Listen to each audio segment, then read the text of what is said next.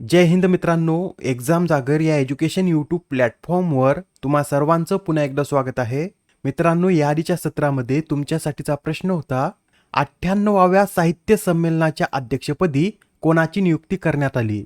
तर या 98व्या साहित्य संमेलनाच्या अध्यक्षपदी डॉक्टर तारा भवाळकर यांची नियुक्ती करण्यात आलेली आहे. मित्रांनो, यंदाचं 98वं साहित्य संमेलन दिल्लीत आयोजित होणार असून 1954 नंतर प्रथमच साहित्य संमेलनाचं आयोजन दिल्लीमध्ये करण्यात येत आहे. आजच्या सत्राला सुरुवात करण्याआधी व्हिडिओला लाईक नक्की करा व हा व्हिडिओ आपल्या मित्रांसोबत सुद्धा शेअर करा, जेणेकरून त्यांना सुद्धा या व्हिडिओचा फायदा होईल. पहिला प्रश्न पहा, 2024 मधील रसायनशास्त्रातील म्हणजेच केमिस्ट्रीचा नोबेल पुरस्कार किती व्यक्तींना जाहीर झाला?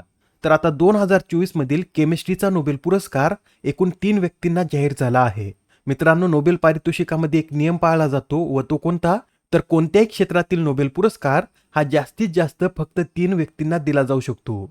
आता केमिस्ट्रीसाठीचा हा जो पुरस्कार 3 व्यक्तींना जाहीर झाला आहे त्यांची नावे सुद्धा आपण पाहून घेऊयात. यात पहिलं नाव आहे डेव्हिड बेकर. डेव्हिड बेकर यांना हा पुरस्कार कम्प्युटेशनल प्रोटीन डिझाईनसाठी जाहीर झाला आहे व डेमिस हसाबिस आणि जॉन एफ जम्पर या दोघांना हा पुरस्कार प्रोटीन संरचना अंदाजासाठी जाहीर झाला आहे. या नोबेल पारितोषिकामध्ये जे 11 दशलक्ष स्वीडिश क्रोनर देण्यात येतात त्यापैकी अर्धी रक्कम म्हणजे 5.5 दशलक्ष स्वीडिश क्रोनर हे डेव्हिड बेकर यांना देण्यात येतील व उरलेले 5.5 दशलक्ष स्वीडिश क्रोनर हे डेमिस हसाबिस आणि जॉन एम जम्पर यांच्यात अर्धे अर्धे वाटण्यात येतील. म्हणजेच डेमिस हसाबिस यांना 2.75 तर जॉन एम जम्पर यांना 2.75 दशलक्ष स्वीडिश क्रोनर मिळतील.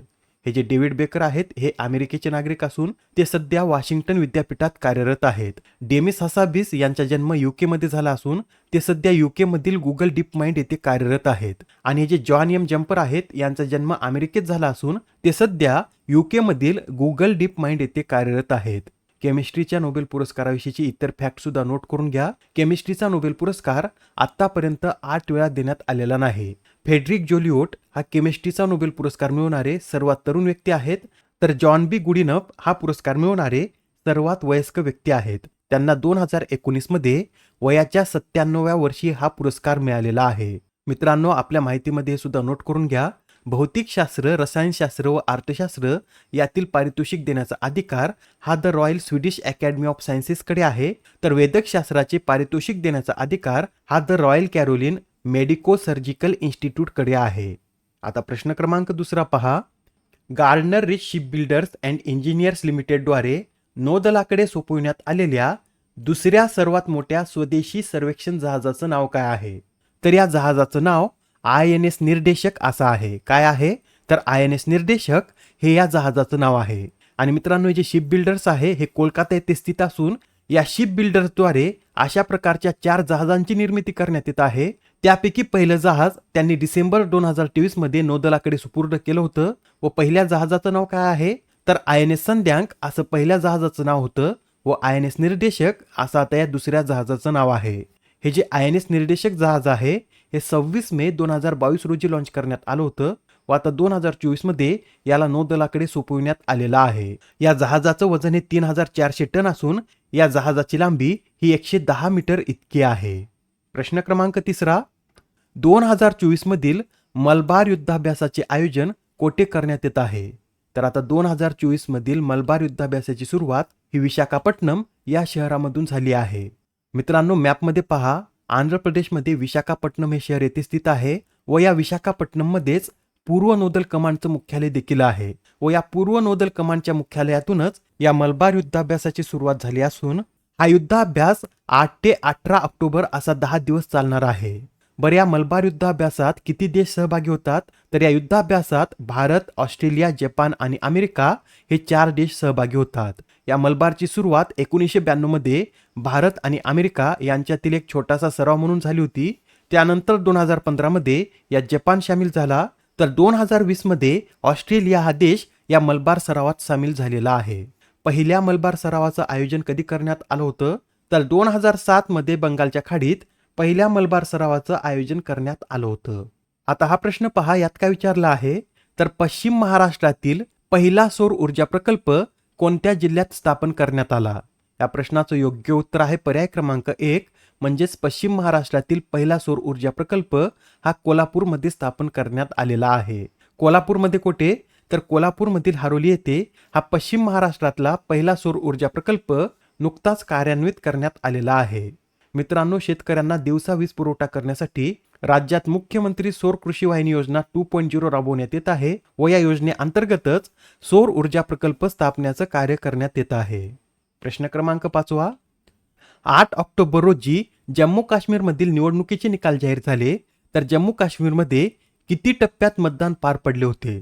तर जम्मू काश्मीरमध्ये हे मतदान 3 टप्प्यामध्ये पार पडलेलं आहे. बरं, जम्मू काश्मीरमध्ये किती जागांसाठी निवडणूक पार पडली? तर ही निवडणूक एकूण 90 जागांसाठी पार पडली असून यामध्ये JKN या पक्षाने सर्वाधिक 42 जागा जिंकलेल्या आहेत. JKN म्हणजेच Jammu and Kashmir national conference व याचे अध्यक्ष हे फारुख अब्दुल्ला हे आहेत. JKN नंतर दुसऱ्या क्रमांकावर 29 जागासह BJP हा पक्ष आहे. मित्रांनो, हरियाणा या राज्यातील निवडणुकांचे रिझल्ट सुद्धा 8 ऑक्टोबर रोजी जाहीर झालेले आहेत. हरियाणामध्ये मतदान एका टप्प्यातच पार पडलं होतं व हरियाणा विधानसभेमधील 90 जागांपैकी 48 जागा या BJPने जिंकल्या आहेत. BJPने सलग तिसऱ्यांदा हरियाणावर आपलं वर्चस्व प्रस्थापित केलं आहे. काँग्रेस यामध्ये 37 जागासह दुसरा सर्वात मोठा पक्ष ठरला आहे. प्रश्न क्रमांक 6. देशातील पहिले हृदय प्रत्यारोपण करणारे डॉक्टर वेणुगोपाल यांचे नुकतेच वयाच्या 82व्या वर्षी निधन झाले, तर त्यांना कोणत्या वर्षी पद्मभूषण पुरस्काराने सन्मानित करण्यात आले होते? तर डॉक्टर वेणुगोपाल यांना 1998 साली पद्मभूषण पुरस्काराने सन्मानित करण्यात आलं होतं. मित्रांनो, अत्यंत महत्त्वाचा प्रश्न आहे. आता इथे डॉक्टर वेणुगोपाल यांचं नाव लक्षात ठेवा. त्यांनी भारतामध्ये 1994 साली देशातले पहिले हृदय प्रत्यारोपण केलं होतं. याबरोबरच 1970 साली भारतामध्ये पहिला पेसमेकर बसवण्याचं कार्य सुद्धा डॉक्टर वेणुगोपाल यांनीच केलं होतं. त्यांनी त्यांच्या हयातीत एकूण 50,000हून अधिक ओपन हार्ट सर्जरी केल्या होत्या. ठीक आहे, तर आता प्रश्न क्रमांक 7 पहा. रिझर्व्ह बँकेने सलग कितव्यांदा रेपो रेट स्थिर ठेवण्याचा निर्णय घेतला आहे? तर आता RBIने सलग 10व्यांदा रेपो रेट स्थिर ठेवण्याचा निर्णय घेतला आहे. RBIने नुकतेच आता आपले द्वैमासिक पतधोरण जाहीर केले असून सलग 10व्यांदा आता रेपो रेट 6.50% स्थिर ठेवण्यात आलेला आहे. हे निर्णय कोणाद्वारे घेण्यात येतात? तर चलनविषयक धोरण समितीद्वारे हे निर्णय घेण्यात येतात व या समितीची स्थापना 2016 मध्ये करण्यात आली असून यात एकूण 6 सदस्य असतात. त्या 6 सदस्यांपैकी 3 सदस्य RBIचे तर उर्वरित 3 सदस्य हे भारत सरकारचे असतात. अलीकडेच आता नवीन 3 सदस्यांची नियुक्ती करण्यात आली आहे. त्यामध्ये प्रोफेसर रामसिंह, सोगता भट्टाचार्य आणि डॉक्टर नागेश कुमार यांचा समावेश आहे. सरकारद्वारे नियुक्त केलेल्या सदस्यांचा कार्यकाळ किती वर्षाचा असतो? तर 4 वर्षाचा असतो आणि ते सदस्य पुनर्नियुक्तीसाठी पात्र नसतात. प्रश्न क्रमांक 8. अलीकडेच कोणाला श्रीलंका क्रिकेट संघाचे मुख्य प्रशिक्षक बनवण्यात आले आहे? तर आता श्रीलंका क्रिकेट संघाचे मुख्य प्रशिक्षक हे सनथ जयसूर्या बनले आहेत. सनथ जयसूर्या आता श्रीलंका क्रिकेट संघाचे मुख्य प्रशिक्षक म्हणून 31 मार्च 2026 पर्यंत कार्य करतील. प्रश्न क्रमांक 9. अलीकडेच पार पडलेल्या सिंगापूर ओपन बिलियर्ड्सचं विजेतेपद कोणी पटकावले? तर या सिंगापूर ओपन बिलियर्ड्सचं विजेतेपद हे आपल्या भारताच्या पंकज अडवाणी यांनी पटकावलेलं आहे. आजच्या सत्रामधील शेवटचा प्रश्न पहा. दरवर्षी राष्ट्रीय टपाल दिवस कधी साजरा केला जातो?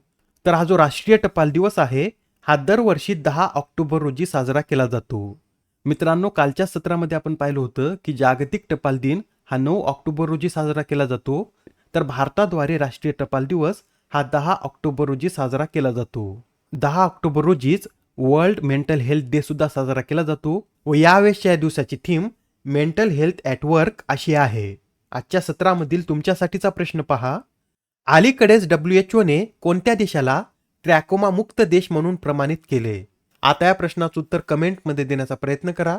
उत्तर चुकलं तरी काय हरकत नाही, कारण ज्यावेळेस तुम्हाला या प्रश्नाचं योग्य उत्तर माहित होतं त्यावेळेस हा प्रश्न तुमच्या दीर्घकाळापर्यंत लक्षात राहतो. तर आता पुढच्या सत्रामध्ये पुन्हा भेटूया. धन्यवाद.